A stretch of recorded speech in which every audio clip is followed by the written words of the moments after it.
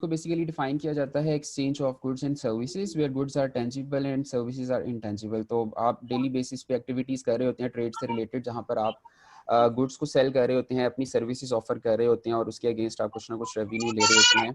तो ये एक बेसिक डेफिनेशन है और इसके 3 डिफरेंट सिनेरियोज हैं। तो इसमें गुड्स के साथ गुड्स की एक्सचेंज है, गुड्स के साथ सर्विसेज की एक्सचेंज है और सर्विसेज के साथ सर्विसेज की एक्सचेंज है।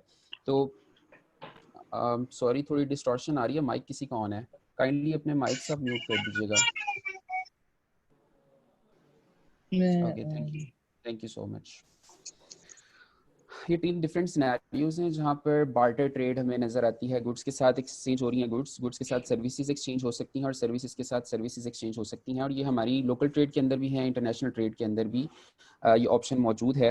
लोकल ट्रेड के अंदर तो इंडिविजुअल पार्टनर्स, इंडिविजुअल कंपनीज भी ये ट्रेड कर रही हैं, बार्टर सिस्टम पे काम हो रहा है। बट इंटरनेशनल ट्रेड के अंदर यूजुअली जो गवर्नमेंट इंस्टीट्यूशंस हैं, मिनिस्ट्रीज हैं या पब्लिक जो इदारे हैं, वही आपस में इस तरह से ट्रीट सकते हैं। जो प्राइवेट इंस्टीट्यूशंस हैं या प्राइवेट कंपनीज हैं, बिजनेस, उनके लिए बार्टर ट्रेड अलाउ नहीं है। पाकिस्तान की जो इम्पोर्ट एक्सपोर्ट पॉलिसी है, जो पाकिस्तान की ट्रेड पॉलिसी है, उसमें आपको गुड्स की ट्रेड के लिए मनी इन्वॉल्व करना पड़ती है।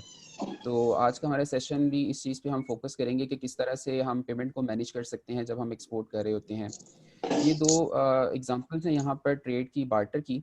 इसमें आपको टेंजिबल प्रोडक्ट्स की एक्सचेंज नज़र आ रही है। अगर आप अपनी राइट साइड वाली तो कमोडिटीज़ को एक्सचेंज किया जा रहा है, इसमें मनी इन्वॉल्व नहीं है।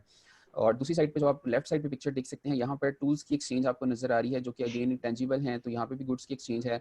बट हम इसको इस तरह से भी ले सकते हैं कि ये सर्विसेज भी एक्सचेंज हो रही हैं। लाइक अगर हम एक को बार्बर और एक को गार्डनर कंसीडर कर लें, तो ये दोनों एक दूसरे को सर्विसेज ऑफर कर रहे हैं, या इनमें से कोई एक सर्विस प्रोवाइडर हो सकता है और एक टूल मैन्युफैक्चरर।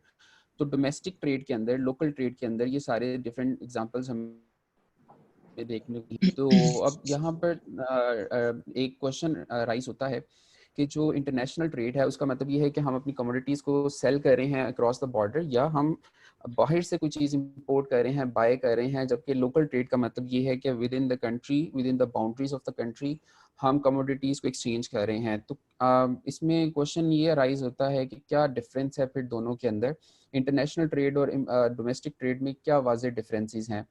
तो वो हम थोड़ा सा आगे बात करते हैं। दोनों में बहुत सारे डिफरेंसेस हैं लेकिन बेसिक सेम है, यानी कॉन्सेप्ट वही है, exchange of commodities, exchange of values. जबकि इंटरनेशनल ट्रेड के अंदर बहुत सारी कॉम्प्लेक्सिटीज इन्वॉल्व हो जाती है, जिसको सॉल्व करने के लिए, जिसको अंडरस्टैंड करने के लिए हम आज इस वेबिनार में मौजूद भी हैं।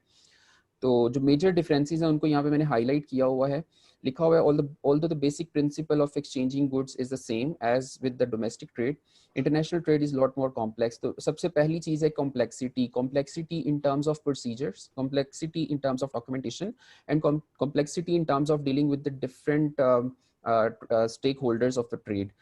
सो एक और जिसमें कॉम्प्लेक्सिटी है वो है बॉर्डर क्लियरेंस प्रोसीजर्स। यानी जो बॉर्डर क्लियरेंस प्रोसीजर्स हैं वो इतने स्ट्रिक्ट हैं, वो हर कंट्री के रूल्स एंड रेगुलेशन डिफरेंट हैं। तो वहाँ पर आकर कॉम्प्लेक्सिटीज हमको अंडरस्टैंड करना थोड़ा मुश्किल होता है।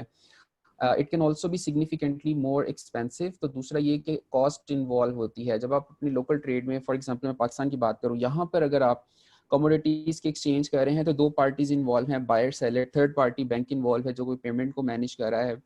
इसके अलावा आपको हार्डली कोई पार्टी इन्वॉल्व नजर आएगी, या ट्रांसपोर्टर है जिसने गुड्स को, जिसने आपके माल को, जिसने आपकी शिप को एक जगह से दूसरी जगह मूव करना है। लेकिन जब हम इंटरनेशनल ट्रेड की बात करते हैं तो फिर बहुत सारे स्टेक होल्डर्स इन्वॉल्व हैं, बॉर्डर अथॉरिटीज़ या कस्टमर अथॉरिटीज़ इन्वॉल्व हैं, जगह जगह पे चेक्स हैं, उसकी ट्रांसपोर्टेशन के लिए एक से ज़ायद पार्टीज़ इन्वॉल्व हैं, पूरे लॉजिस्टिक्स को, पूरी सप्लाई चेन को मैनेज करने के लिए बहुत सारी पार्टीज इन्वॉल्व हैं। तो उनके साथ कैसे डील करना है, उनके साथ डॉक्यूमेंटेशन क्या होगी, उनकी कॉस्ट भी इन्वॉल्व है, उनकी डॉक्यूमेंटेशन भी इन्वॉल्व है। तो ये सारे डिफरेंसेस हैं जिसकी बेस के ऊपर इंटरनेशनल ट्रेड को थोड़ा कॉम्प्लेक्स समझा जाता है। बहरहाल आज कोशिश करेंगे कि हम इसको थोड़ा सिंप्लीफाई करके समझें। इंटरनेशनल ट्रेड के अंदर बहुत सारी टर्म्स, बहुत सारे कॉन्सेप्ट और बहुत सारी डिफरेंट पॉलिसीज, रूल्स इन्वॉल्व हैं। तो ये समराइज करने की यहाँ पर कोशिश की गई है। ओके, ट्रेड को हम 2 पार्ट्स में डिवाइड करके समझने की कोशिश करेंगे। तो first part is domestic trade, जिसकी मैंने बात की कि एक कंट्री के अंदर रहते हुए 2 पार्टीज आपस में जो गुड्स की एक्सचेंज कर रही हैं या सर्विसेज एक्सचेंज कर रही हैं, तो वो डोमेस्टिक ट्रेड है। इसकी डिफरेंट फॉर्म्स हैं। अगर हम गुड्स एक्सचेंज की बात करें तो वो रिटेल है, होलसेल है, जब हम इंटरनेशनल ट्रेड में आते हैं तो उसको हम कैटेगराइज करते हैं 3 डिफरेंट क्लासिफिकेशंस के अंदर, लाइक एक्सपोर्ट है, इंपोर्ट है और इंटरपोर्ट है।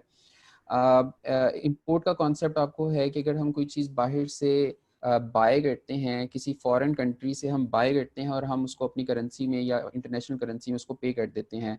जबकि एक्सपोर्ट में ये है कि हमारे पास कोई कमोडिटी मौजूद है जिसको हम सेल करना चाह रहे हैं और हम सेल करते हैं, सेल करने के लिए हम फॉरेन बायर ढूंढते हैं और उसको बेचते हैं और वहाँ से प्रीपेमेंट हम हासिल करते हैं। तो ये आपका एक्सपोर्ट का प्रोसीजर है। जबकि थर्ड कॉन्सेप्ट है एंटरपोर्ट का।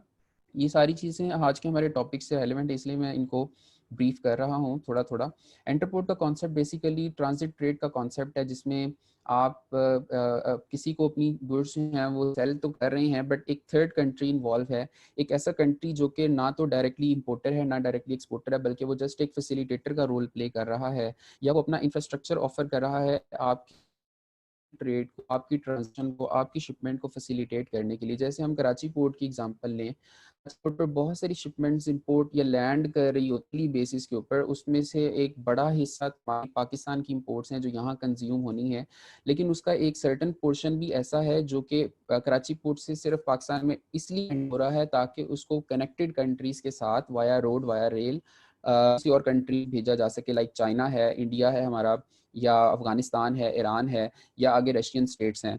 तो उस केस के अंदर जो शिपमेंट्स यहाँ कराची लैंड कर रही हैं जिनकी डायरेक्टली कंजम्पशन पाकिस्तान में नहीं है, वो इसको हम